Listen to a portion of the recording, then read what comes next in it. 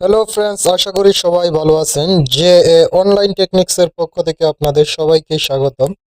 কিভাবে পাসপোর্টের আবেদন করবেন সে বিষয়টা নিয়ে আলোচনা করব।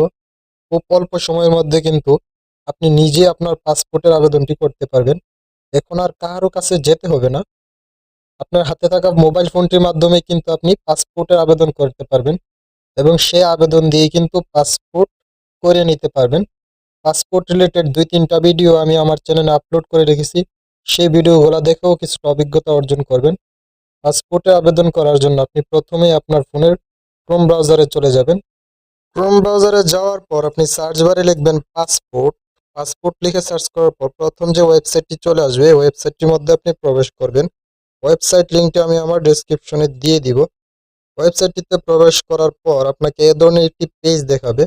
এখন আপনি ক্রোম ব্রাউজারের ডান দিকে উপরে থাকা থ্রি ডটে ক্লিক করার পর নিচ দিকে ডেস্কটপ সাইট নামে একটি অপশন দেখতে পাবেন। এখান থেকে আপনি আপনার ক্রোম ব্রাউজারটিকে ডেস্কটপ সাইট করে নেবেন। তাতে কম্পিউটারের মতোই কিন্তু আপনি এ জায়গায় দেখতে পাবেন। তারপর আপনার সামনে এ ধরনের একটি ইন্টারফেস চলে আসবে। আর এই ইন্টারফেসটির মধ্যে আপনি প্রথম দিক দিয়ে দেখবেন, একটু জুম করলে আপনি দেখতে পাবেন অ্যাপ্লাই অনলাইন ই পাসপোর্ট। এখন আপনি এই অ্যাপ্লাই অনলাইন ই পাসপোর্ট এটার উপর একটি ক্লিক করবেন। কিছুটা লোড নিয়ে আপনাকে আরেকটি পেজে নিয়ে আসবে। আর এই পেজের মধ্যে প্রথমেই লেখা থাকবে, are you applying from Bangladesh? আপনি কি বাংলাদেশ থেকে আবেদন করছেন নাকি বিদেশ থেকে? যেহেতু আমি বাংলাদেশ থেকে আবেদন করব, তাই ইয়েস লিখেই তারপর নিচ দিকে আমার জেলাটি সিলেক্ট করে দিব। এই জায়গায় জেলাটি সিলেক্ট করা হয়ে গেলে এর নিচে আমি আমার উপজেলাটি সিলেক্ট করে দিব, অর্থাৎ পুলিশ স্টেশন। তারপর সবার নিচ দিকে কন্টিনিউ নামে একটি অপশন দেখতে পাবো এবং এই কন্টিনিউ অপশনের উপর ক্লিক করলে আমাকে স্টেপ 2 তে নিয়ে যাবে। এই জায়গায় আপনি আপনার জিমেইলটি দিয়ে দিবেন। মনে রাখবেন, আপনি যে নামে আবেদন করবেন সেই নামে একটি জিমেইল ক্রিয়েট করে নেবেন। কিভাবে জিমেইল ক্রিয়েট করবেন সেই রিলেটেড ভিডিও আমি আমার চ্যানেলে আপলোড করে রেখেছি, সেখান থেকেও দেখে আসতে পারেন। অথবা আপনার ফোনে থাকা কোনো একটি জিমেইল দিয়ে এই জায়গায় এটাকে সাইন ইন করে নেবেন। জিমেইলটি দেওয়া শেষ হয়ে গেলে নিচ দিকে একটি টিক মার্ক দিয়ে সবার নিচ দিকে কন্টিনিউ অপশনটির উপর একটি ক্লিক করবেন। তারপর আপনাকে স্টেপ 3 তে নিয়ে যাবে। কিছুক্ষণ অপেক্ষা করার পর আপনি দেখবেন আপনাকে স্টেপ 3 তে নিয়ে যাচ্ছে। যখন আপনাকে স্টেপ 3 তে নিয়ে যাবে তখন আপনি দেখতে পাবেন এই জায়গায় আপনি আপনার জিমেইলটি উপর দিক দিয়ে দেখতে পাবেন এবং দ্বিতীয়ত আপনি পাসওয়ার্ড এবং পুনরায় পাসওয়ার্ডটি দিয়ে দিবেন। মনে রাখবেন, এমন একটি পাসওয়ার্ড দিবেন যেটি আপনি মনে রাখতে পারেন। পাসওয়ার্ডটি দেওয়া শেষ হয়ে গেলে মধ্যের দিক দিয়ে আপনি দেখবেন আপনার নামটি দেওয়াতে বলছে। আপনি আপনার ভোটার আইডি কার্ড অনুযায়ী সেম ভাবে এই জায়গায় নামটি দিয়ে দিবেন, একটি অক্ষরে যাতে ভুল না হয়। যদি ভুল হয় সেটা কিন্তু আপনি আর পরবর্তীবারে ঠিক করতে পারবেন না। এবং একটু নিচ দিকে গেলে আপনি দেখতে পাবেন এই জায়গায় কান্ট্রি সিলেক্ট করা আছে অটোমেটিক। এখান থেকে আপনি নিচ দিকে আপনার ফোন নাম্বারটি দিয়ে দিবেন। ফোন নাম্বারটি যখন দেওয়া শেষ হয়ে যাবে তখন আপনি সবার নিচ দিকে দেখবেন কন্টিনিউ ক্রিয়েট অ্যাকাউন্ট নামে একটি অপশন দেওয়া আছে। এই ক্রিয়েট অ্যাকাউন্ট অপশনটির উপর ক্লিক করলে কিন্তু আপনার জিমেইলে একটি মেসেজ চলে আসবে এবং সেখান থেকে আপনি অ্যাকাউন্টটিকে অ্যাক্টিভ করে নেবেন কয়েকটি ধাপের মাধ্যমে। অ্যাকাউন্টটি অ্যাক্টিভ হয়ে গেলে আপনি আবারও পাসপোর্ট লিখে সার্চ করার পর যে হোম পেজ আসছিল প্রথমে, আপনি সেই হোম পেজে চলে যাবেন। আমি এখন কম্পিউটার স্ক্রিনের মাধ্যমে দেখাচ্ছি, আপনি সেটা মোবাইল স্ক্রিনের মাধ্যমে কিন্তু এই পেজটিতে চলে আসতে পারেন। তারপর আপনি এই জায়গায় আপনার যে জিমেইলটি এবং পাসওয়ার্ডটি দিয়ে অ্যাকাউন্ট ক্রিয়েট করেছেন সেখানে উপর দিক দিয়ে সাইন ইন নামে একটি অপশন দেখতে পাবেন এবং এখানে আপনার জিমেইলটি এবং পাসওয়ার্ডটি দিয়ে আপনার এই অ্যাকাউন্টটি সাইন ইন করে নেবেন। যদি আপনি জিমেইল থেকে অ্যাকাউন্টটিকে অ্যাক্টিভ করে নেন তাহলে অটোমেটিক আপনাকে সামনের পেজে নিয়ে যাবে। আর যদি আপনি মনে করেন যে আপনি নতুন করে সার্চ করে আবারও পাসপোর্টের পোর্টালে ঢুকবেন, তখন এই জায়গায় এসে আপনি আপনার জিমেইলটি এবং পাসওয়ার্ডটি দিয়ে এখান থেকে সাইন ইন করে নেবেন। আপনি যখন সাইন ইন করে নেবেন তখন আপনাকে এ ধরনের একটি পেজ দেখাবে, অথবা জিমেইল থেকে অ্যাক্টিভ করার পরেই পেজে নিয়ে আসবে। আমার এই জায়গায় 3টা নিচ দিকে দেখাচ্ছে, যেহেতু আমি 3টা আবেদন করে রেখেছি। আপনার এগুলো নাও দেখাতে পারে, কারণ আমার এই আইডি দিয়ে আমি অনেকগুলো পাসপোর্টের আবেদন করে রেখেছি। আপনি এই অ্যাকাউন্টের মাধ্যমে কিন্তু অনেকগুলো পাসপোর্টের আবেদন করতে পারবেন। যেহেতু নতুন আবেদন করবেন, অ্যাপ্লাই নিউ পাসপোর্ট এটার উপর ক্লিক করার পর কোন ধরনের পাসপোর্ট আবেদন করবেন সেটা এই জায়গায় সিলেক্ট করার পর সেভ এন্ড কন্টিনিউ নামে একটি অপশন দেখবেন নিচ দিকে। এই অপশনটির উপর ক্লিক করবেন, এটা পাসপোর্ট টাইপ। দ্বিতীয়ত আছে পার্সোনাল ইনফরমেশন। এখান থেকে আপনি আপনার ইনফরমেশনগুলো দিয়ে দিবেন। আপনি যদি নিজে আবেদন করেন, অর্থাৎ যে অ্যাকাউন্ট দিয়ে ক্রিয়েট করেছেন সেই আবেদন করলে এটার উপর টিক মার্ক দিলেই কিন্তু সমস্ত তথ্যগুলো অটোমেটিক নিচে বসে যাবে। সব তথ্য দেওয়া শেষ হয়ে গেলে আবারও এই জায়গায় নিচ দিকে থাকা সেভ এন্ড কন্টিনিউ অপশনটির উপর ক্লিক করবেন। সবগুলা তথ্য সঠিক করে দেওয়ার চেষ্টা করবেন। একটা জিনিস সতর্কতার সাথে মনে রাখবেন, পাসপোর্টের আবেদন কিন্তু একবারই করা যায়, তাই এটা ভুল করলে কিন্তু আর সংশোধন করার ক্ষমতা নেই। আবার বাতিল করে আনতে হবে পাসপোর্ট অফিসে গিয়ে, এতে অনেক হয়রানি বাড়ে। পার্সোনাল ইনফরমেশন দেওয়ার পর আপনি আপনার অ্যাড্রেসটা এই জায়গায় সঠিক করে দিয়ে দিবেন। কোনো কিছু লেখার প্রয়োজন নেই, অটোমেটিক সবগুলো একের পর এক চলে আসবে।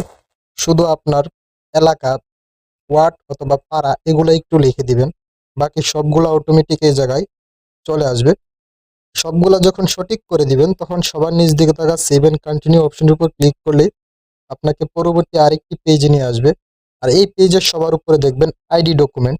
আপনার যদি পূর্ববর্তী কোনো পাসপোর্ট থাকে তাহলে আপনি পাসপোর্ট এই জায়গায় সিলেক্ট করবেন কোন ধরনের পাসপোর্ট ছিল। আর যদি না থাকে তাহলে এই ক্রস চিহ্নটির উপরে একটি ক্লিক করে দিবেন। প্রথমে আপনি দেখতে পারবেন আইডি নাম্বার দেওয়া আছে। এখন আপনি সবার উপরে থাকা আইডি নাম্বারটি দিয়ে দিবেন এবং আইডি নাম্বারটি আপনার দেওয়া শেষ হয়ে গেলে অটোমেটিক এই জায়গায় মা বাবার নাম, নিজ নাম এবং সমস্ত তথ্য, জন্ম তারিখ সবগুলো অটোমেটিক এই জায়গায় চলে আসবে। সবগুলা তথ্য যখন আপনার দেওয়া শেষ হয়ে যাবে তখন সবার নিচে আপনি আবারও সেভ এন্ড কন্টিনিউ নামে একটি অপশন দেখতে পাবেন। এখন এই সেভ এন্ড কন্টিনিউ অপশনটির উপর ক্লিক করবেন। আমি আমার সমস্ত তথ্যগুলো এই জায়গায় দিয়ে দিচ্ছি। প্রথমে আইডি নাম্বারটা দিলে অটোমেটিক আমার সমস্ত তথ্যগুলো কিন্তু চলে যাবে, নিচে অটোমেটিক চলে আসবে। তারপর আমি সেভ এন্ড কন্টিনিউ অপশনটির উপর একটি ক্লিক করব। যেহেতু আমার কোনো পাসপোর্ট নেই, এটা ক্রস চিহ্নটা রেখেই কন্টিনিউ অপশনটির উপর একটি ক্লিক করব। আমার আইডি নাম্বারটি দেওয়া শেষ হয়ে গেলে অটোমেটিক দেখাবে যে আমার আইডিটি ভেরিফাই হয়ে গিয়েছে, মানে সার্ভার থেকে অটোমেটিক তারা এটাকে ভেরিফাই করে নেবে এবং নিচ দিকে আমার সমস্ত তথ্যগুলো কিন্তু এই জায়গায় চলে আসবে। যেহেতু আমার সমস্ত তথ্যগুলো চলে এসেছে এবং আমি সবার নিচ দিকে কন্টিনিউ অপশনটির উপর একটি ক্লিক করব। তারপর আমাকে এই জায়গায় আরেকটি পেজে নিয়ে আসবে। এই জায়গায় দেওয়া আছে প্যারেন্টাল ইনফরমেশন, অর্থাৎ আমি এখন আমার পিতামাতার তথ্য এই জায়গায় দিয়ে দিব। পিতামাতার আইডি কার্ড, পিতামাতার নাম, পিতামাতার প্রফেশনস এবং পিতামাতার আইডি নাম্বার সমস্ত কিছু এই জায়গায় দিয়ে সবার নিচ দিকে থাকা আবারও সেভ এন্ড কন্টিনিউ অপশনটির উপর একটি ক্লিক করব। এভাবে আমার পিতামাতার তথ্য কিন্তু দেওয়া শেষ হয়ে যাবে। আপনি বাদিকে লক্ষ্য করবেন একটি জিনিস, আমার কিন্তু কয়েকটি ধাপে কিন্তু আমার আবেদনটি এগিয়ে যাচ্ছে। এখন আমাকে বলবে যে আমার বিবাহিত হলে আমি বিবাহিত নেম দিব অথবা সিঙ্গেল থাকলে আমি সিঙ্গেল এই জায়গায় সিলেক্ট করে দিব। এটা সিলেক্ট করার পর আবারও সেভ এন্ড কন্টিনিউ নামে একটি অপশন দেখব, এটার উপর দিয়ে এগিয়ে যাব। এখন বলছে ইমার্জেন্সি কন্ট্যাক্ট, অর্থাৎ আমি ইমার্জেন্সি কন্ট্যাক্ট হিসেবে কাকে দিব। এখানে আপনি যাকে ইমার্জেন্সি কন্ট্যাক্ট দিতে চান সেটা সিলেক্ট করার পর তার তথ্যগুলা, তার ঠিকানা সম্পূর্ণ জায়গায় এই জায়গায় দিয়ে দিবেন। ইমার্জেন্সি কন্ট্যাক্টটা দেওয়ার অর্থই হলো আপনি যদি বিদেশ গিয়ে অথবা অন্য কোনো দেশে গিয়ে কোনো প্রকার বিপদে পড়েন তাহলে তারা কিভাবে আপনাকে যোগাযোগ করবে। ইমার্জেন্সি কন্ট্যাক্টের সমস্ত তথ্য দেওয়া শেষ হয়ে গেলে সেভ এন্ড কন্টিনিউ অপশনটির উপর একটি ক্লিক করবেন। আপনি বাঁদিকে দেখবেন আমার সমস্ত তথ্যগুলো কিন্তু একে একে সামনের দিকে অগ্রসর হয়ে ফিল আপ হচ্ছে। আমি এখন ইমার্জেন্সি কন্ট্যাক্টের ঠিকানাগুলো দিয়ে সেভ এন্ড কন্টিনিউ অপশনটির উপর একটি ক্লিক করতেছি। যখনই আমি এই সেভ এন্ড কন্টিনিউ অপশনটির উপর ক্লিক করব ইমার্জেন্সি অ্যাড্রেস দেওয়ার পর, তখন আমাকে বলবে পাসপোর্টের ধরন, আমি কই পাতা কই দিনের পাসপোর্ট চাচ্ছি এবং নিচ দিকে কিন্তু টাকাটি দেখাচ্ছে। প্রথম দিকে পাসপোর্টের বয়স, মানে কত দিনের পাসপোর্ট আমি চাচ্ছি, আর ডান দিকে আমি দেখব পাসপোর্টটা কত পাতার। সেটার উপর ডিপেন্ড করে কিন্তু আমার এই জায়গায় টাকাটা আসবে। টাকাটা দেওয়া শেষ হয়ে গেলে সেভ এন্ড কন্টিনিউ অপশনটির উপর একটি ক্লিক করব।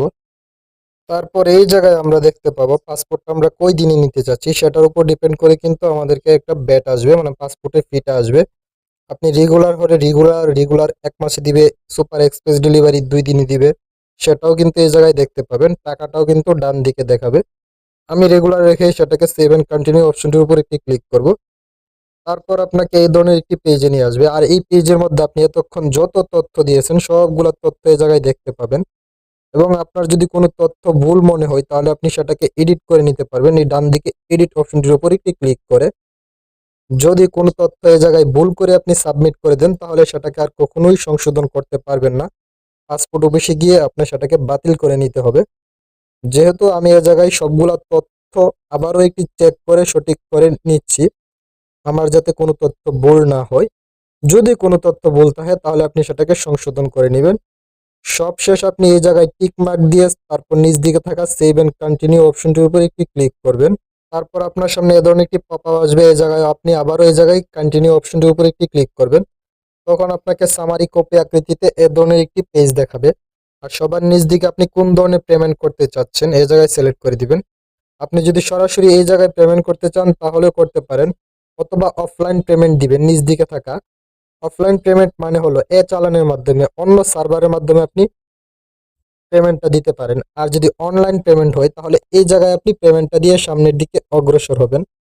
যেহেতু আমরা অফলাইন পেমেন্ট দিব অন্য সার্ভারের মাধ্যমে চালানের মাধ্যমে, তাই এটাকে অফলাইন পেমেন্ট রেখেই আমরা কন্টিনিউ নামে অপশনটির উপর একটি ক্লিক করব। এই যে আমি অফলাইন পেমেন্ট ক্লিক করার পরে কিন্তু আমাকে কয়েকটি ধাপ দেখাচ্ছে, এই ধাপের মাধ্যমে আমি আবেদনটি পেমেন্টটি করতে পারবো। আবারও আমি এই কন্টিনিউ অপশনটির উপর একটি ক্লিক করলেই কিন্তু আমার ফাইনাল সাবমিট হয়ে আবেদনটি পূর্ণ হয়ে যাবে। এই যে আমার আবেদনটি সম্পূর্ণ হয়ে গেছে, এখন আমাকে সামারি কপি দিয়ে দিয়েছে। এই সামারি কপিটি আমি প্রিন্ট করে নিব এবং ডান দিকে আমি আবেদন ডাউনলোড নামে একটি অপশন দেখতে পাবো, সেখান থেকে আমার আবেদনটি কপিটি ডাউনলোড করে এবং প্রিন্ট করে নিতে পারবো। এখন দেখাবো কিভাবে ডাউনলোড করবেন। একটু উপর দিকে স্ক্রল ডাউন করে যাবেন, যাওয়ার পর আপনি দেখবেন এই জায়গায় ডাউনলোড অ্যাপ্লিকেশন ফর্ম নামে একটি অপশন দেখতে পাবেন। এটার উপর ক্লিক করলে অটোমেটিক আপনার অ্যাপ্লিকেশন ফর্মটি ডাউনলোড হয়ে যাবে। আমি এখন আমার অ্যাপ্লিকেশন ফর্মটি ওপেন করে দেখাচ্ছি। এই যে আমার অ্যাপ্লিকেশন কপিটি, এই কপিটি আমি প্রিন্ট করে পাসপোর্ট অফিসে নিয়ে চালানের সাথে আরো ইত্যাদি বিভিন্ন ধরনের ডকুমেন্টের সাথে জমা দিয়ে আমি আমার পাসপোর্টের ফিঙ্গারটি এবং ছবি দিয়ে যাব, তাহলে আমার কাজ শেষ। আশা করি বিষয়টি বোঝাতে পেরেছি। কি কি কাগজপত্র লাগে পাসপোর্ট করতে, কিভাবে ফি পরিশোধ করবেন, এই রিলেটেড বিভিন্ন ধরনের ভিডিও আমি আমার চ্যানেলে আপলোড করে রেখেছি। আমার চ্যানেলতে সেসব ভিডিওগুলো দেখে আপনি সমস্ত কাজগুলো করে নিতে পারেন। যদি কোনো প্রশ্ন থাকে তাহলে কমেন্ট করে জানাবেন। আপনার প্রয়োজনে রিলেটেড বিভিন্ন ধরনের ভিডিও আমি আমার চ্যানেলে আপলোড করে রেখেছি, তাই আমার চ্যানেলটি ঘুরে আসার জন্য অনুরোধ রইল। সম্পূর্ণ ভিডিওটি দেখার জন্য আপনাকে অনেক ধন্যবাদ।